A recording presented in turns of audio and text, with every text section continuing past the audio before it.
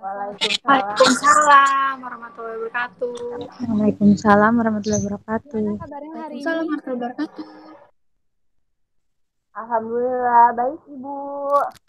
Oke.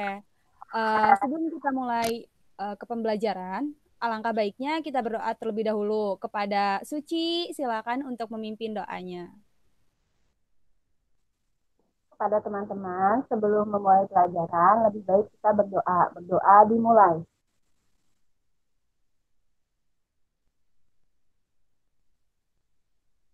Berdoa selesai. Oke, terima kasih Suci. Selanjutnya, sebelum kita masuk ke pembelajaran, Ibu akan mengecek kehadiran kalian terlebih dahulu ya. Yang pertama,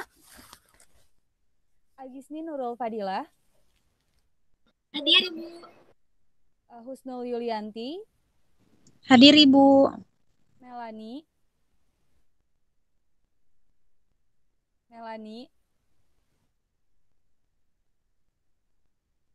Melani hadir.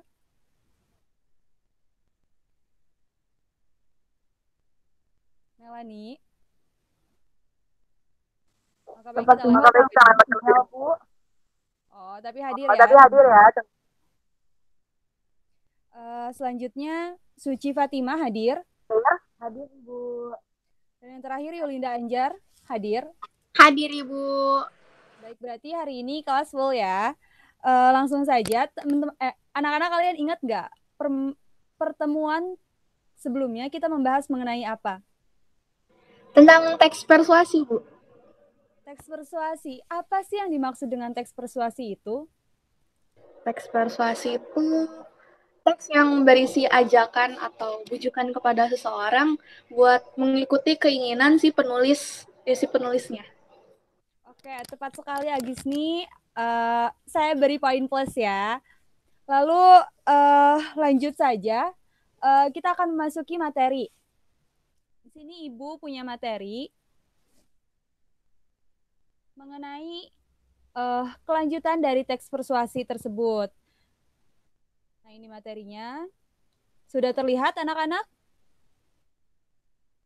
Belum, Bu. Ibu. Oh iya, sebentar.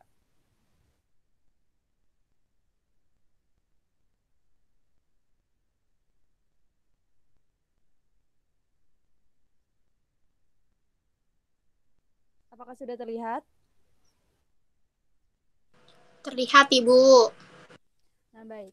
Langsung saja ini kita akan membahas mengenai struktur dan juga kaidah kebahasaan teks persuasi dan juga bagaimana sih cara membuat teks persuasi tersebut. Langsung saja, struktur teks persuasi ini terbagi menjadi 4 bagian anak-anak. Yang pertama, itu adalah pengenalan isu. Pengenalan isu ini jelas ya ada di paragraf awal. Nah, pengenalan isu ini terdiri dari pengantar masalah atau dari dasar kenapa penulis tersebut membuat teks persuasi. Misalkan, mengenai membuang sampah sembarangan menyebabkan banjir. Nah, itu kan isunya, masalahnya. Nah, itu ada di paragraf awal atau ada di pengenalan isu. Lalu yang selanjutnya, mengenai rangkaian argumen. Nah, rangkaian argumen ini terdapat menjadi 2 bagian teman anak-anak. Yang pertama ini ada pendapat penulis, yang kedua juga ada fakta. Jelas ya, jika penulis ingin seseorang untuk mengikuti pendapatnya, mengikuti keinginannya, maka penulis tersebut harus mengutarakan pendapatnya dengan jelas. Nah, tapi pendapat aja tuh nggak cukup anak-anak. Pendapat juga harus diiringi sama fakta. Kenapa sih harus diiringi dengan fakta? Karena pendapat tanpa fakta itu nanti akan dianggap sebagai opini saja. Tapi jika pendapat didukung fakta, maka kita dapat mengajak orang-orang untuk mengikuti apa kemauan kita. Lalu yang ketiga, itu adalah pernyataan ajakan. Pernyataan ajakan ini merupakan inti dari teks persuasi itu sendiri. Nah, jadi pernyataan ajakan ini jelas ya, isinya itu penulis atau kita mengajak orang-orang untuk mengikuti apa keinginan kita. Biasanya nih pernyataan ajakan ini suka seperti ini. Nah, maka dari itu oleh sebabnya, nah itu ciri dari pernyataan ajakan. Lalu yang terakhir itu ada simpulan. Simpulan ini biasanya merupakan rangkuman dari teks persuasi, juga penegasan ulang kenapa orang-orang harus mengikuti apa keinginan kita. Seperti itu anak-anak. Nah, sampai sini apakah ada yang ingin ditanyakan atau sudah paham?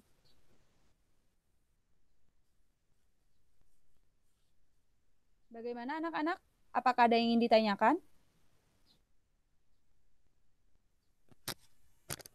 Karena diam, Ibu anggap sudah mengerti ya. Lanjut ke selanjutnya ada tugas mengenai sebelum Ibu beri teksnya, kalian harus memahami terlebih dahulu tugasnya, silakan catat. Nah ini tugas kalian, nanti Ibu akan berikan teks, kalian harus membacakan teks, kalian harus menelaah sebelah mana dari pengenalan isunya. Pengenalan isunya ada pada paragraf keberapa, dan juga kenapa kalian menetapkan paragraf tersebut itu sebagai pengenalan isu. Lalu yang kedua, rangkaian argumennya di paragraf berapa dan alasannya, dan selanjutnya juga seperti itu. Nah, ini teksnya. Silakan kalian baca bergantian. Nanti Ibu panggil, kalian harus membacakan ya. Terbaca atau tidak atau kurang jelas? Terbaca?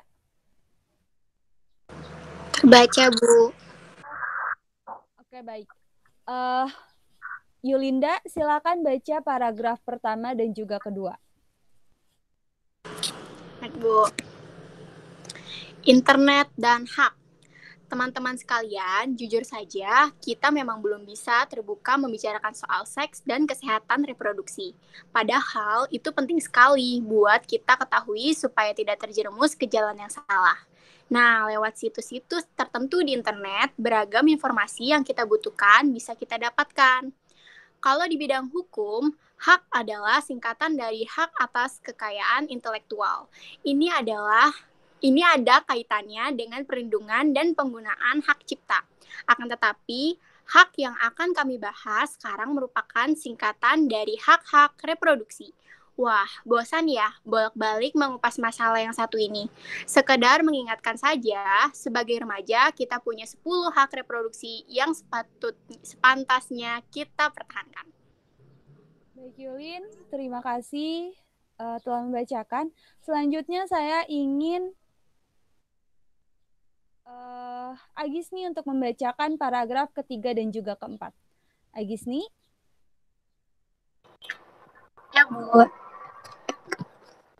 Dari 10 itu, salah satunya adalah mendapatkan informasi yang tepat mengenai reproduksi remaja, supaya kita bisa tahu dan bisa menentukan pilihan atas diri dan kesehatan reproduksi kita. Nah, yang paling penting nih, kita bisa bertanggung jawab atas pilihan tadi sehingga tidak akan menyesal di kemudian hari. Sudah menjadi rahasia umum kalau ada sepasang kekasih yang terjerumus melakukan hubungan seksual sebelum menikah. Peristiwa itu terjadi karena mereka tidak tahu cara mengontrol diri dan mengabaikan ajaran agama. Mereka juga tidak tahu cara menghindari diri dari perbuatan itu. Akibatnya, mereka menyesal, lalu terpikir untuk aborsi. Serem kan? Itu hanya salah satu contoh akibat ketidakpedulian kita atas hak kita untuk mendapatkan informasi yang benar tentang diri, seksualitas, permasalahan reproduksi remaja, dan tentu saja karena lemahnya iman pada diri mereka. Sudah, Ibu. Baik, terima kasih Agisni. Wah, bagus sekali ya cara membacakannya. Selanjutnya, saya ingin Suci untuk membacakan paragraf kelima dan juga keenam. Cukup kelima saja, Suci. Bersyukurlah sekali kalau orang tua kita berbaik hati mau berbagi dan terbuka sama kita tentang apa saja yang kita tanyakan sama mereka.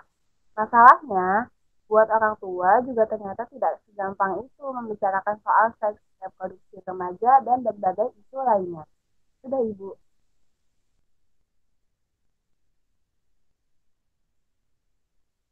Wah, terima kasih Suci telah membacakan. Selanjutnya saya ingin Husnul Yulianti untuk membacakan paragraf 6 dan juga Melani untuk membacakan paragraf ke-7. Baik, Ibu. Langsung saja ya, Bu. Nah, untungnya kita sudah akrab dengan teknologi internet.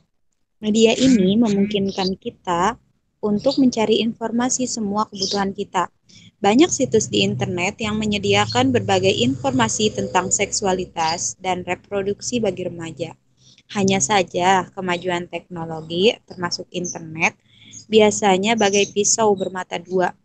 Dia bisa bersifat sebagai teman alias penyedia informasi yang tepat, tapi bisa juga sebagai devil advocate, teman yang malah justru menjerumuskan kita ke perbuatan yang tidak baik. Nah, sekali lagi kita harus berhati-hati dan waspada dengan situs-situs yang akan kita kunjungi. Sudah, Ibu. Terima kasih Husnul. Selanjutnya Melani, silakan bacakan paragraf ketujuh.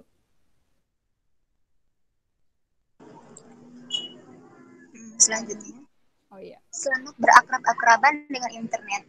Jadikanlah wahana yang satu ini sebagai penambah wawasan. Internet dapat dijadikan teman setia dalam menjalani hidup ini. Kita tidak tertipu apalagi terjerumus pada hal-hal yang merugikan diri sendiri dan juga dilarang oleh agama. Oke baik, terima kasih anak-anak telah membacakan. Selanjutnya, Ibu beri kalian waktu 10 menit untuk menganalisis mengenai struktur teks persuasi yang terdapat dalam teks yang tadi kalian bacakan. Silakan dianalisis satu persatu, disebutkan paragraf berapa, dan juga alasannya mengapa kalian menentukan paragraf tersebut sebagai bagian dari struktur teks persuasi tersebut. Dimulai dari sekarang ya.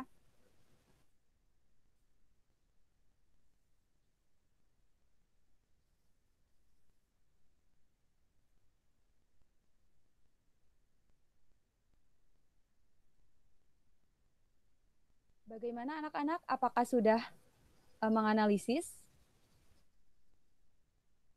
Belum, Ibu. Oke, silakan dianalisis ya.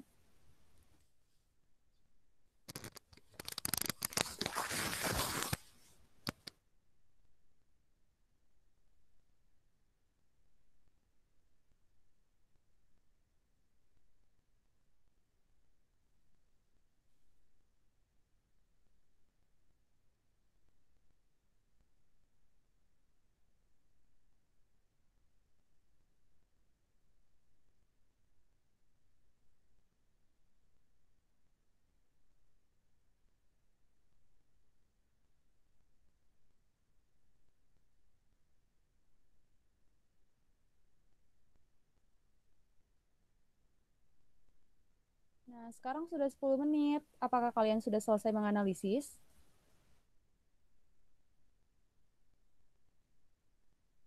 Sudah selesai ya? Langsung saja. Untuk pengenalan isu, siapa yang ingin menjawab?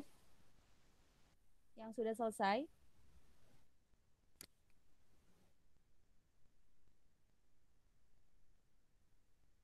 Anak-anak, Ibu ingin bertanya pada Melani.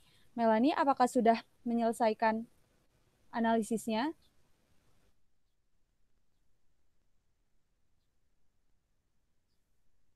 Bagaimana Melani?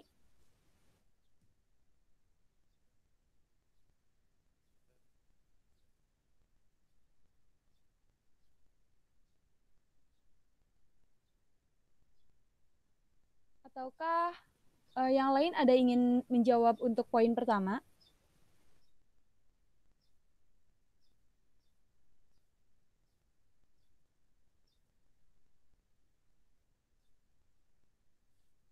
Bagaimana dengan Husnul? Apakah Husnul sudah menyelesaikan analisisnya?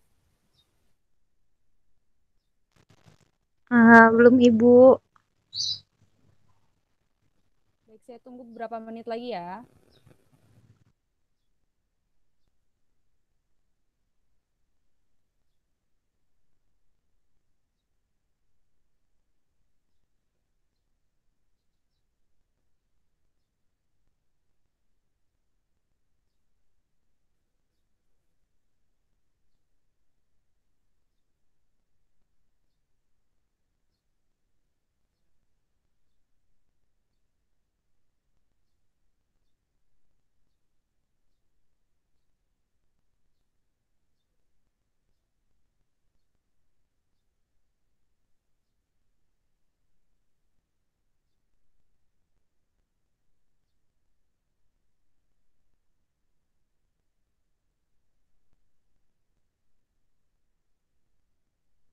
Bagaimana? Apakah sudah ada yang menyelesaikan analisisnya?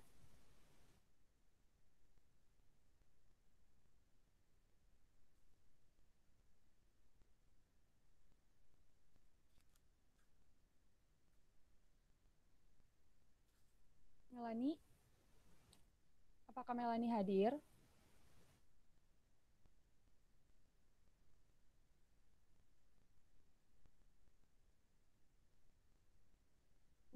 Bagaimana dengan Agisni? Apakah Agisni sudah menyelesaikan analisisnya?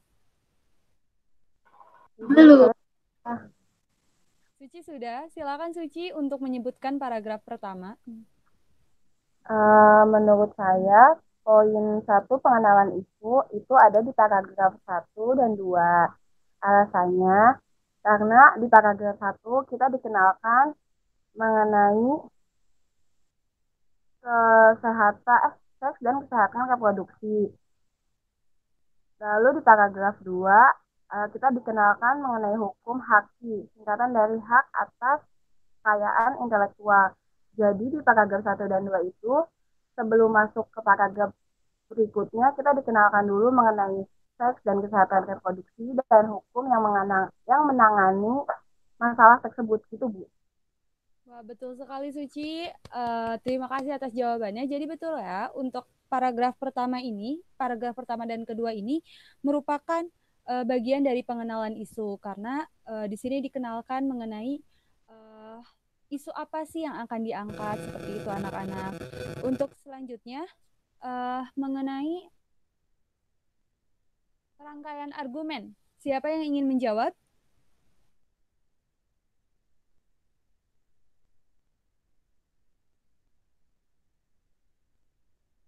Baik, Ibu, untuk rangkaian argumen terdapat di paragraf 3 sampai dengan 5.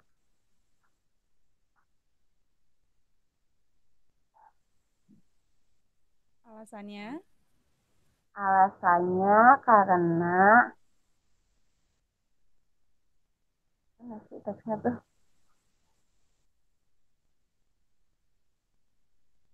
Alasannya itu pas di paragraf 3 kan rangkaian argumen itu fakta yang mendukung argumen tersebut, gitu ya, Bu.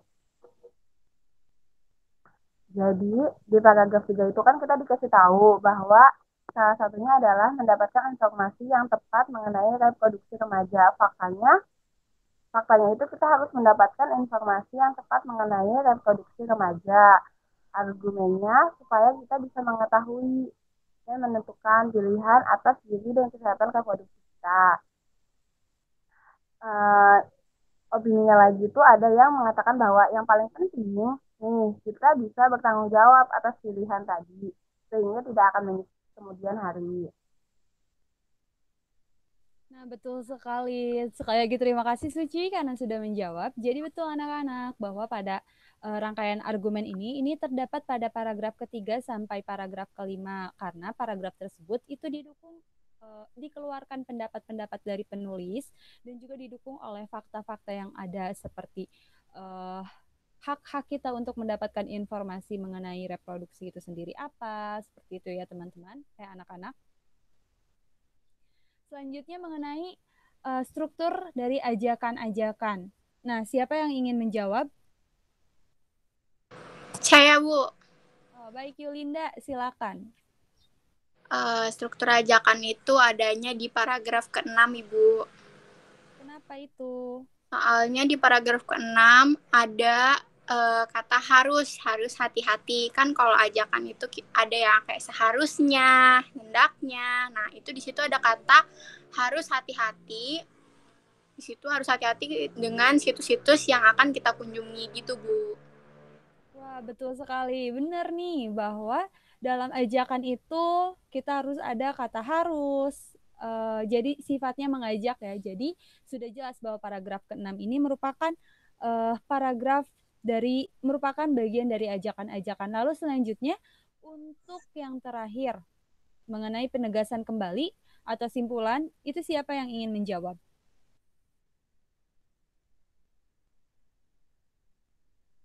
Bagaimana dengan Husnul? Apakah Husnul? Iya, Ibu. Baik, Saya akan menjawab. Kalau menurut saya, penegasan kembali itu ada pada paragraf ke-7. Karena penegasan kembali itu tujuannya kan untuk memperkuat pernyataan dan argumen-argumen. Nah, menurut saya pernyataan yang bisa memperkuat pernyataan dan argumen-argumen itu terdapat dalam paragraf ke-7, Bu. Wah, betul sekali. Terima kasih Husnul atas jawabannya. Jadi betul Ya, ya Ibu. anak-anak, bahwa paragraf ke-7 ini merupakan paragraf penegasan kembali. Walaupun kita menggunakan internet dengan keperluan kita, di sini jelaskan bahwa kita tidak boleh tertipu dan terjerumus dengan hal-hal yang nantinya akan merugikan pada diri kita sendiri dan juga jelas dilarang oleh agama seperti itu anak-anak. Lalu selanjutnya, bagian selanjutnya dari telaah teks persuasi itu ada kaidah kebahasaan. Jelas ya, jika kita mempelajari sebuah teks, maka kita akan mempelajari kaidah kebahasaannya juga. Nah, untuk teks persuasi sendiri, itu terdapat 7 kaidah kebahasaan anak-anak. Yang pertama, bujukan atau ajakan. Jelas ya, namanya juga teks persuasi. Teks yang mengajak orang lain untuk mengikuti keinginan atau tujuan dari penulis. Nah, jelas di dalamnya harus ada bujukan-bujukan dan juga ajakan-ajakan. Nah, bujukan dan ajakan ini juga bisa dijadikan tema. Contohnya, ayo belajar dengan rajin. Ayo buang sampah pada tempatnya. Itu kan bujukan. Ada kata ayo seperti itu anak-anak. Maka itu dapat juga dijadikan sebagai tema. Lalu yang kedua, selain bujukan, itu terdapat juga pendapat. Jelas, kita ingin mengajak seseorang untuk mengikuti keinginan kita, maka kita harus memiliki pendapat mengapa orang-orang harus mengikuti keinginan kita. Nah, selanjutnya itu kaidah kebahasaan yang ketiga itu adalah fakta anak-anak. Nah, fakta ini diharuskan ada, diwajibkan ada karena untuk mendukung pendapat. Jika kita hanya mengutarakan pendapat tanpa didukung oleh fakta yang ada, maka hal tersebut akan mengurangi kekuatan ajakan kita terhadap orang lain. Ajakan kita jadi lemah anak-anak dan juga ajakan kita dirasa tidak terlalu penting nantinya. Maka fakta itu harus diiringi agar itu semakin menguatkan ajakan kita terhadap orang lain untuk mengikuti keinginan kita. Lalu yang keempat itu ada kata teknis. Kata teknis ini disebut juga istilah. Seperti tadi, ada internet dan haki. Itu kan istilah ya. Itu termasuk pada kata teknis. Lalu yang kelima itu ada konjungsi kausalitas. Konjungsi kausalitas ini ada pada kaidah kebahasaan teks persuasi dikarenakan teks persuasi ini akan menerangkan sebab akibat. Jadi mengapa kita mengajak orang lain untuk mengikuti keinginan kita dan akibat dari ajakan tersebut jika dilakukan itu apa? Contoh dari konjungsi kausalitas itu adalah oleh sebabnya, karenanya, itu termasuk dengan konjungsi kausalitas. Lalu yang keenam, yaitu kata kerja mental. Kata kerja mental ini merupakan kata kerja kata kerja seperti melihat, mendengar, terus juga memikirkan, memperkirakan, itu termasuk dari kata kerja mental. Dan yang terakhir itu kata perujukan. Kadang di beberapa teks persuasi terdapat kata perujukan. Contohnya nanti ini bergabung pada fakta karena fakta itu harus disertai rujukan-rujukan, maka kata perujukan jelas harus ada dalam teks persuasi. Contohnya menurut WHO, nah itu kan masuk pada kata perujukan. Lalu selanjutnya itu mengenai menulis teks persuasi. Menulis teks persuasi ini disusun menjadi 2 bagian. Yang pertama bujukan atau ajakan. Nah, bujukan jelas ya tadi harus diadakan karena ini dapat menjadi tema. Jadi saat kita akan menulis teks persuasi, kita harus mempersiapkan bujukan atau ajakan yang nantinya akan dijadikan tema. Contohnya, mari belajar dengan giat. Ayo menggunakan internet dengan bijak. Nah, itu dapat dijadikan tema maupun bujukan untuk mengajak orang-orang mengikuti apa keinginan dari penulis, dari isi tulisan kita. Lalu yang kedua, penyusunan. Penyusunan ini jelas ya harus memerhatikan struktur dan juga kaidah kebahasaan dari teks persuasi itu sendiri. Seperti tadi, strukturnya ini terdapat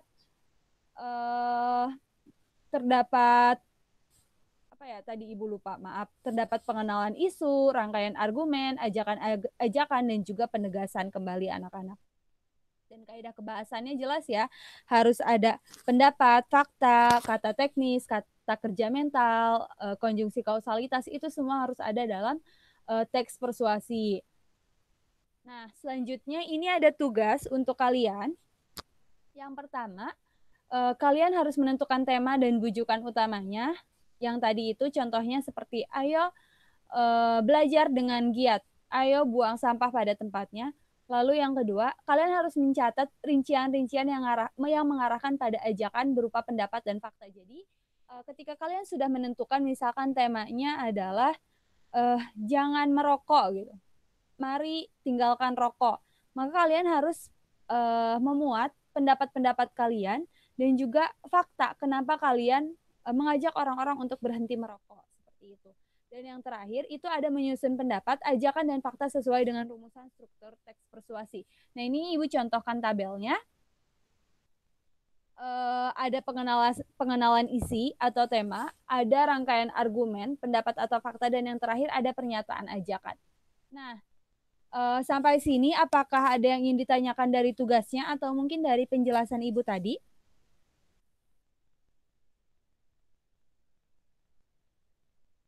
Bagaimana anak-anak? Ibu mengenai pernyataan rujukan. Ya. Mana ya? Ya, kata rujukan. Kan tadi kata Ibu menurut WHO misalnya. Kalau kita menggunakan rujukannya itu harus instansi yang terkenal atau bagaimana, Bu? Atau boleh yang cuma embel-embel gitu tuh, Bu? Tapi tetap dalam bentuk organisasi. Pernyataan suci bagus sekali. Betul ya, terkait dengan perujukan, siapa aja sih yang dapat kita rujuk? Apakah hanya instansi atau orang-orang terkenal saja atau setiap orang bisa? Kata rujukan ini, misalkan kalian kan mencari fakta ini di internet atau di koran. Nah, nanti kalian membaca, misalkan Presiden Joko Widodo mewajibkan vaksinasi bagi tenaga pendidik. Nah, itu kalian merujuk dari pendapat presiden, maka kalian harus menyatakan, atau mungkin organisasi biasa pun jika itu ditampilkan, dipublikasikan, dan kalian ingin mengutipnya, ingin mengutip sebagai pendapat, maka itu bisa kalian masukkan. Seperti itu anak-anak. Bagaimana Suci, apakah paham? Paham Ibu, terima kasih. Nah, baik. Untuk tugasnya apakah ada yang ingin ditanyakan? Cukup paham ya?